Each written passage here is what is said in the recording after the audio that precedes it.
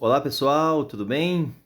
Vamos aqui com mais uma análise de esboço. Não é bem um esboço, né? Mais uma análise do esqueleto de um esboço, tá? Dessa vez vamos dar uma olhadinha aqui no esboço que o irmão Emanuel fez sobre o texto de Lucas 4, 42 a 44, o finalzinho do capítulo 4 do Evangelho de Lucas. Beleza? Tá? Oi, Emanuel, da próxima vez digita esse texto aí, você pode fazer no celular, tá? Pode mandar pelo WhatsApp o texto digitado, tá? Fica mais fácil até da gente olhar e compartilhar, tá bem? Até porque a sua letra não é muito bonita não, né, homem? Não, se bem que até é bonitinha, melhor que a minha. Mas vamos lá. Lucas 4, 42 a 44. Emanuel, eu coloquei ali uma introdução. Introdução. Anunciar a palavra de Deus nem sempre é uma tarefa fácil. Muitas vezes somos questionados por nossas próprias mentes. Já tem muita gente fazendo, precisa eu ir mesmo? Se eu não for, Cristo nos dá uma lição e uma missão, tá? Ou seja, quando você fala que Cristo nos dá uma lição e uma missão, né, se subentende que essa lição e missão estão no texto que você trata, tá? A sua ICT, você está disposto a atender o chamado de Deus? Tá? Objetivo é anunciar as boas novas. E aí você colocou 2 pontos que foram... Ponto 1, Cristo tinha um chamado de Deus a cumprir. Ponto 2, Cristo via que muitos precisavam conhecer as boas novas para a salvação, tá? E aí você coloca a conclusão, que a gente não vai se atentar muito nela, tá bem? Vamos dar uma olhada no texto, então? Vamos dar uma olhadinha no texto. O texto está aqui, Lucas 4, 42 a 44. 42 a 44, tá? Mas para a gente entender isso aqui, a gente precisa voltar no começo, tá? Dar uma olhadinha em todo o capítulo 4, tá? Eu vou pegar na minha Bíblia aqui para ficar mais fácil. Lucas 4 começa com a tentação de Jesus, tá? Se começa com a tentação de Jesus, você já sabe que esse texto está no início do ministério de Jesus, tá? Por mais que Lucas não vai organizar o material ali numa ordem cronológica, você sabe que está mais ou menos ali na parte inicial do ministério de Jesus, tá? Então, só para a gente entender aqui o nosso contexto literário, tá? Onde que o texto se encaixa, o que tem antes e o que tem depois, tá? No nosso caso aqui interessa mais o que tem antes. Então vamos lá. Lucas 4 começa com a tentação de Jesus. Então você já sabe que Lucas 3 tem o batismo de Jesus, não é? Porque Jesus é batizado e depois é levado pelo Espírito para o deserto para ser tentado, tá? Então temos lá a tentação de Jesus, tá? A gente vai descendo, tem a tentação de Jesus, um texto que todos já conhecem bem. Depois, Jesus volta para a Galileia, tá? Jesus volta para a Galileia. Jesus ao ser batizado, está ali próximo a Jerusalém, tá? No Rio Jordão. Aí ele volta para a Galileia, ou seja, ele sobe, né? Sobe para o norte, na região da Galileia ali, onde tem Cafarnaum, né? O mar da Galileia e tudo mais. Ele volta para a Galileia e ele volta já no seu ministério público. Então ele está pregando, está fazendo milagres e a fama dele cresce muito rapidamente, tá? E isso, vários textos aqui vão deixar isso muito claro, tá? Então, olha só aqui, por exemplo, tá? Jesus, cheio do poder do Espírito, voltou para a Galileia. Relatos a seu respeito se espalharam rapidamente por toda a região, tá? Eles ensinavam em sinagogas e todos o elogiavam. Então você percebe, e isso vai ser uma constante em todo o capítulo 4. A fama de Jesus está crescendo muito rapidamente, tá? Aí Jesus vai para Nazaré, que é na região da Galileia também. Ele prega lá, ele vai para a sinagoga, tá? Onde ele cresce, e ele acaba sendo expulso da cidade, expulso da sinagoga, expulso da cidade e tentam matá-lo, tá? Os próprios moradores de Nazaré, onde Jesus cresce, levam ele e tentam matá-lo, tá? E tentam matá-lo. Aqui, né? Pretendiam empurrá-lo precipício abaixo, mas ele passou por dentro da multidão e seguiu o seu caminho. Então aqui a gente sabe que Jesus está tanto atraindo muitas pessoas, muita multidão, como também causando muitos problemas, tá? Então, ou seja, a atenção em relação a Jesus é muito forte. Então, muita gente procurando ele e muita gente também odiando ele, tá? Beleza, continua. Então Jesus vai para Cafarnaum, a cidade da Galileia, uma cidade grande. Cafarnaum é a maior cidade da Galileia. Ali o povo fica admirado com o seu ensino, fala com autoridade, tá bem? Ele cura pessoas, né? Admirado o povo, né? Exclama que ele tem autoridade, Verso 37, e as notícias a respeito de Jesus se espalharam pelos povoados de toda a região. Então, repete aquilo que a gente falou, né? A fama de Jesus se espalhando, tá? A fama de Jesus se espalhando, muita gente procurando ele, pessoas saindo de todos os lugares, tentando encontrar Jesus. Aí, 38, depois de sair da sinagoga naquele dia, Jesus vai para a casa de Simão, onde cura a sogra de Simão, tá? E aí, quando os presentes suplicaram por ela, Jesus se pôs lá da cama, tá? Ela se levanta de imediato. Olha só, verso 40. Quando o sol se pôs, as pessoas trouxeram seus familiares enfermos até ele. Qualquer que fosse a doença, ao pôr das mãos, Jesus curava todos, tá? Muitos estavam possuídos por demônios que saíam gritando, Enfim, a casa de Simão se torna ali um centro, né, logístico, né? É engraçado que o seriado Chosen mostra um pouquinho disso, né? A casa de Simão vira ali tipo um centro onde Jesus opera e muitas pessoas estão vindo. Então, é a terceira referência que a gente tem de muita gente buscando Jesus, Imagina como isso, a cada milagre que Jesus faz, as notícias aumentam, a notícia vai ainda mais longe. Mas, ao mesmo tempo, isso também é muito extenuante. Isso também é muito cansativo, né? Você não tem um segundo para respirar. Imagina multidões buscando você, multidões procurando você e tal, tá? Beleza. Aí nós chegamos no texto que o irmão Emanuel escolheu para pregar, tá? Verso 42. Então vamos lá. O texto é bem pequenininho, dá para a gente ler tudo. Logo cedo na manhã seguinte, Jesus retirou-se para um lugar isolado. Então, aqui a gente já entendeu o nosso contexto literário. O que está acontecendo? Jesus está a 1000 por hora. Tá? Depois que Jesus se batizou, ele vai para o deserto, fica 40 dias no deserto sendo tentado pelo diabo, volta para a Galileia e a fama dele se espalha e multidões estão buscando ele e ele está a 1000. Ele está a 1000. Ele está curando, ele está pregando, ele está exortando e ele está andando pelas cidades, pelas vielas, pelas sinagogas, por todo canto. Ele está pregando a 1000. Aqui no verso 42, o que a gente vê?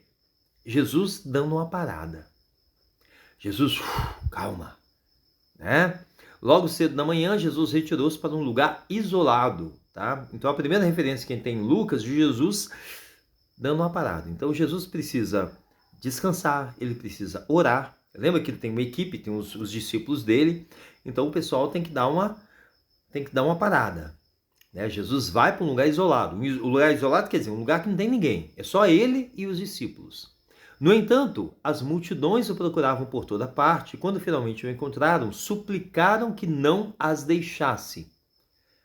Aqui a gente tem Jesus indo para um lugar isolado para ficar sozinho, para descansar, para orar, e tudo, mas Jesus vai para um lugar isolado e as multidões estão procurando Jesus. Procurando Jesus, procurando Jesus, procurando Jesus. Quando elas encontram Jesus, elas suplicam para Jesus que Jesus não as deixe, tá? Suplicam que Jesus não as deixe.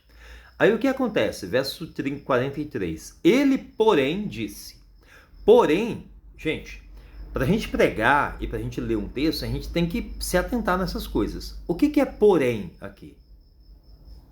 Porém, aqui é uma conjunção adversativa, não é?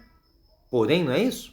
É uma conjunção adversativa, ou seja, a multidão está indo numa direção e Jesus vai na outra. Jesus não diz, sim, tá, eu vou ficar aqui com vocês, não vou abandonar vocês. Jesus não fala isso. Ele, porém. Então, porém aqui já dá a dica que o que Jesus vai fazer vai contrariar essa multidão, tá? Então, ele, porém, disse, preciso anunciar as boas novas do reino de Deus também em outras cidades, pois para isso fui enviado. Ou seja, em outras palavras, Jesus diz não para essa multidão. Percebe isso? Jesus está dizendo não para a multidão. Tá? A multidão chega, Jesus, não nos deixe, fica conosco, Jesus. Tá? E Jesus fala, não dá. Não dá, eu tenho que pregar o evangelho em outras cidades também, em outras sinagogas, pois para isso eu fui enviado. E ele continuou a anunciar a mensagem nas sinagogas da Judéia. Ou seja, provavelmente ali ele pregou para aquela multidão, fez alguns milagres, curou e tudo mais, mas logo ele deixa aquela multidão e vai para outras cidades. Ele não atende ao apelo da multidão. Perceberam isso? Tá? Então vamos lá, o que a gente tem aqui? A gente tem Jesus trabalhando muito, pregando, curando, exortando, ensinando e tal, e chega no momento que ele para tudo, vai para um lugar isolado. A multidão toda encontra Jesus lá no lugar isolado em que ele estava, ou seja, Jesus não tinha tempo para descanso, a multidão encontra ele e fala, Senhor, fique conosco, não nos abandone. E Jesus fala, não dá, eu tenho que pregar o evangelho também em outras cidades, pois para isso eu fui enviado. Tá? E aí Jesus continua pregando. Jesus diz não para essa multidão. Tá bem? Então, o que nós temos aqui? Vamos voltar aqui para o esboço do irmão Emanuel. Tá? O que nós temos aqui? Obedecendo ao chamado, foi o título que o irmão Emanuel colocou. Tá? E no primeiro ponto, na ICT ele coloca, você está disposto a atender o chamado de Deus? E no primeiro ponto ele coloca, Cristo tinha um chamado de Deus a cumprir. Tá? Para todo mundo que está acompanhando aqui, tá? O texto não fala de um chamado de Deus. Tá? Então assim, você colocou um chamado de Deus em várias partes do seu sermão, mas o texto não está falando disso. O texto não está falando de um chamado de Deus. Tá? A gente vê Jesus pregando, é claro, Jesus tem um chamado, ele foi enviado para isso. Mas o texto não está falando disso. Se você estivesse pregando no texto lá, de quando ele está na sinagoga e ele fala, o Espírito do Senhor está sobre mim, pois me enviou para pregar o Evangelho, faria sentido aí você falar, né, do chamado de Jesus para pregar o Evangelho. Tá? Mas aqui o texto não está falando disso. O texto aqui, inclusive, está falando de Jesus indo para um lugar isolado para ficar longe dessa multidão. E a multidão buscando Jesus. E quando a multidão chega para Jesus, Jesus diz não para essa multidão e continua pregando. Tá? Você está falando aqui, né? Obedecendo ao chamado, tá? Você é disposto a aprender o chamado de Deus. Tá? A ênfase aqui está na pregação do Evangelho. Na pregação da palavra de Deus. Tá? Sendo mais pontual aqui, na sua ICT você coloca, você está disposto a atender o chamado de Deus? Isso não é uma ICT, tá? A ICT, como eu tenho explicado, é a mensagem central do texto. Então você olha para esse texto aqui, tá? Para esse texto, bem isso aqui, né? Aqui, só colocar aqui, não, aqui, né? Você olha, você pega bem esse texto aqui, e você se pergunta, qual a mensagem central do verso 42, 43 e 44? Tá? O que está aqui? o que salta aos olhos nesse texto? Qual que seria a ICT? A gente tem Jesus se retirando, podemos supor aqui, para descansar, muito provavelmente, tá? Mas não é tão importante. Jesus se retirando, vamos imaginar que é para orar. Jesus precisa orar, tá? Jesus precisa ter um momento a sós com o Pai, tá? Então Jesus se retirando para ficar longe da multidão. A multidão encontra Jesus e faz um pedido, praticamente uma insistência, né? O texto diz que suplicaram que não as deixasse, imploraram, tá? E Jesus fala, não dá, eu tenho que pregar o evangelho em outras cidades, e ele continua pregando, tá? Qual a mensagem central disso? Tá? Então, ou seja, a gente tem um Jesus que precisa descansar, um Jesus que precisa ter tempo para si mesmo, ter tempo para a relação dele com Deus. A gente tem uma multidão carente, uma multidão necessitada, tá? Que muitas vezes coloca as demandas dela sobre Jesus e também sobre a igreja, né? O mundo cobra muita coisa da igreja, tá? E a gente tem um Jesus dizendo, ó, eu gosto muito de vocês, acho vocês muito legal, eu gosto de ajudar vocês, de abençoar vocês, mas eu não posso ficar aqui, eu preciso continuar pregando o evangelho, tá? O que salta aos olhos aqui, o que é mais importante aqui, é a prioridade da pregação, percebe? Por mais que Jesus ame essas pessoas, e ele as ama, por mais que Jesus cura e faz milagres entre essas pessoas, a prioridade de Jesus é qual? É a pregação do evangelho. É a pregação do evangelho. É a prioridade dele. Então, a mensagem central disso aqui, principalmente nos versos 43 e 44, é que por mais que nós tenhamos demandas com as pessoas, por mais que nós gostemos de cuidar das pessoas, por mais que seja importante cuidar das pessoas, nada é tão importante quanto pregar o evangelho. Certo? Isso não fica claro no texto? Tá? Então, a ICT seria tipo assim, como eu falei, né? Se coloca lá, a mensagem central desse texto é, 3 pontinhos. Então aqui ficaria assim, a mensagem central desse texto é, a nossa prioridade é a pregação do evangelho. Só isso, é ICT do texto, tá? A mensagem desse texto, a mensagem central desse texto é, por mais importante que seja cuidar das pessoas, nada é tão importante quanto pregar o evangelho. Ficou melhor essa. Não ficou? A mensagem central desse texto é, por mais importante que seja cuidar das pessoas, nada é tão importante quanto pregar o evangelho. Tá? Vamos voltar aqui para o texto do nosso irmão Emanuel.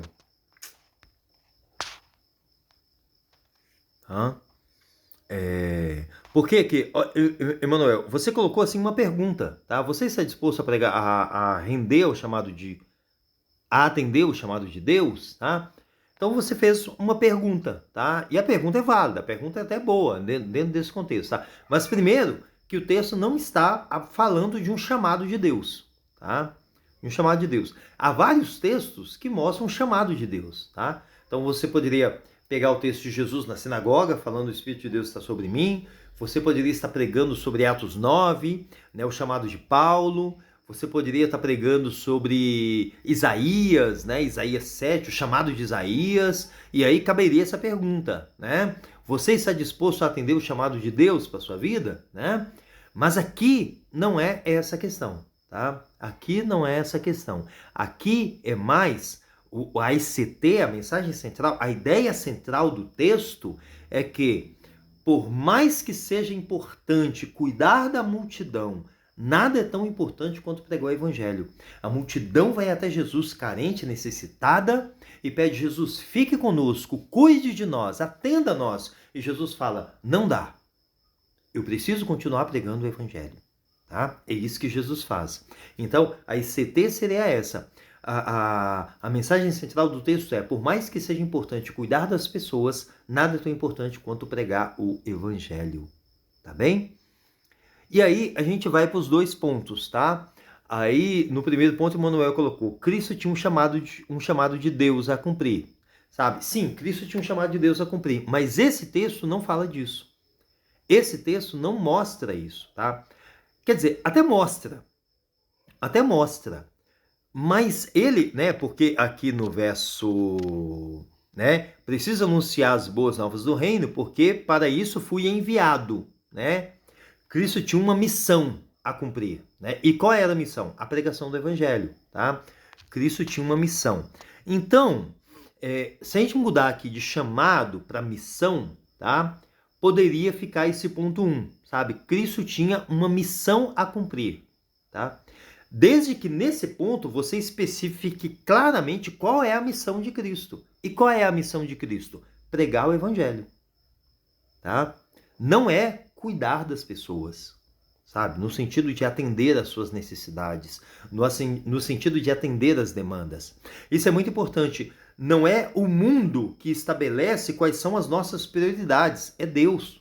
Não é a multidão que determina o que Jesus faz, é Deus que determina o que Jesus faz. E Deus enviou Jesus para anunciar o evangelho, tá? A multidão está falando, Jesus, é mais importante que você fique conosco cuidando de nós, tá? Mas não é a multidão, não é o povo, não é a sociedade, tá? Não é a sociedade que determina a prioridade da igreja, é Deus. E Deus diz que a prioridade da igreja é a pregação do evangelho, tá? A gente pode fazer um paralelo nisso aqui com a instituição dos diáconos, tá? Quando tem lá viúvas que estão carentes porque não estão sendo atendidas na distribuição de alimentos. É um negócio sério, tem pessoas dentro da igreja passando fome.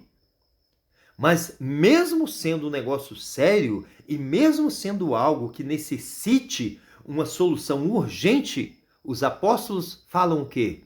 Nós não podemos ficar cuidando disso. A nossa prioridade é pregar o evangelho, tá? Por quê? Porque eles aprenderam isso com Jesus. E aí eles instituem os diáconos para cuidar disso, mas eles vão pregar o evangelho, tá? Então, Cristo tinha um chamado a cumprir, mas aí para esse ponto 1 ficar completo, para a gente colocar, substituir chamado por missão, Cristo tinha uma missão a cumprir, a gente poderia colocar, e essa missão é prioridade sobre qualquer outra demanda, tá? Inclusive cuidar e atender as necessidades das pessoas, tá? Igreja não é um órgão de assistência social. Igreja não é um órgão de assistência comunitária. Igreja é uma agência de pregação do evangelho, tá? Nós atendemos pessoas, cuidamos de pessoas, ajudamos pessoas, mas a nossa prioridade é a pregação do evangelho, tá bem? E no ponto 2, Emmanuel colocou, Cristo via que muitas pessoas precisavam conhecer as boas novas, tá? Sim, tá? Mas nem é questão de ver, porque você já falou antes que Cristo tinha uma missão a cumprir, tá? E a missão é a pregação do evangelho, tá? A pregação do evangelho, tá? Então, e esse ponto 2 seu aqui acaba ficando redundante, tá? Eu fiz um... deixa eu colocar aqui. Eu fiz um resumo da questão aqui do Emmanuel. Onde que tá? Aqui, tá? Eu fiz um resumo aqui que ficou assim, tá? Então aqui, isso aqui foi o que o irmão Emmanuel colocou, tá bem? Então... foi aqui, né? Obedecendo ao chamado de Deus, o título... ICT, você está disposto a atender o chamado de Deus. O ponto 1, Cristo tinha um chamado de Deus a cumprir. E o ponto 2, Cristo via que muitos precisavam conhecer as boas novas de salvação, tá? Como que eu refiz? Como que eu sugiro que fique aqui? Foi isso aqui, tá? Então, se eu fosse pregar nesse texto, como que ficaria? Eu colocaria como título, tá? Honrando a missão que nos foi confiada, tá? O que esse texto aqui mostra? Esse texto aqui mostra Jesus honrando a missão que lhe foi confiada, tá? Chega uma multidão, Jesus implorando, Jesus, fique aqui conosco, Jesus, fique aqui conosco, nos ajudando e tal. E Jesus fala, não dá, eu fui enviado para pregar o evangelho. E vai.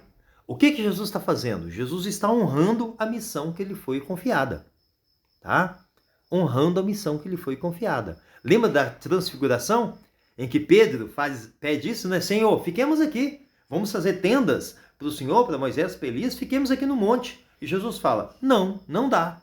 A gente tem um trabalho a fazer, que é pregar o evangelho. Não dá para ficar aqui no monte, tá? Então, não dá para ficar no monte, né, ali desfrutando da glória enquanto a missão não é pregada, né? Não dá para ficarmos no culto lá louvando e adorando enquanto as pessoas estão morrendo e indo para o inferno. E também não dá para ficar na igreja cuidando de pessoas, atendendo às necessidades das pessoas, enquanto outros estão indo para o inferno sem conhecer a Jesus. Então, a pregação do evangelho é mais urgente, é mais prioritária, sabe, do que tudo isso. Tá? Então, por isso que ide por todo mundo pregai o evangelho. Tá? Então, por isso que eu colocaria esse título, honrando a missão que nos foi confiada. Jesus, nesse texto, está demonstrando isso. Ele honra a missão dele. Tá? Por mais que ele gostaria de ficar lá cuidando da multidão, ele está honrando a missão dele. A ICT que eu colocaria: a missão de pregar o evangelho é inegociável e nossa maior prioridade, tá? Eu até, para ficar mais curta essa ICT aqui, poderia até colocar assim, ó, poderia riscar esse inegociável aqui, tá? A missão de pregar o evangelho é nossa maior prioridade. Para mim, a ICT, a mensagem central desse texto nos ensina que a missão de pregar o evangelho é nossa maior prioridade, tá? Jesus poderia ficar ali 1 ano, 2 anos com aquela... Imagina, e se Jesus fica ali, a multidão só vai aumentando, e o trabalho não acaba nunca.